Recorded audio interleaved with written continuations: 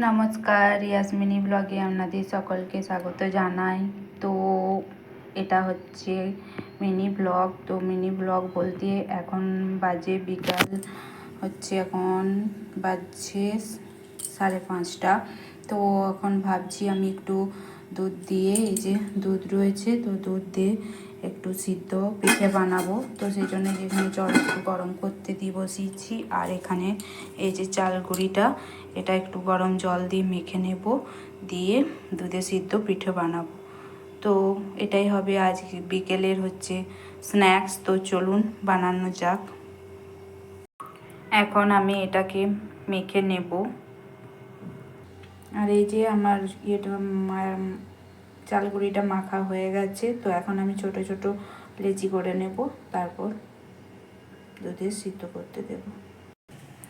আর এখানে আমার এই যে পিঠেগুলো গড়া হয়ে গেছে, চুষি পিঠা বলে যেটা আর কি, সেটা গড়া হয়ে গেছে।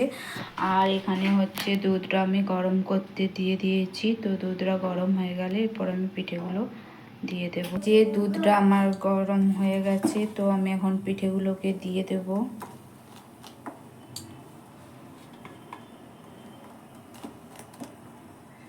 সব পিঠেগুলোই দিয়ে দেব, দিয়ে ভালো করে দুধটার সঙ্গে ফুটিয়ে নেব। তো এটাই হচ্ছে আজকে বিকালের স্ন্যাক্স আমাদের। যে সব দিয়ে দিয়েছি। আর এখন এই যে দুধটা ফুটে অর্ধেকটা হয়ে গেছে, এখন এবারে চিনি দিয়ে দেব।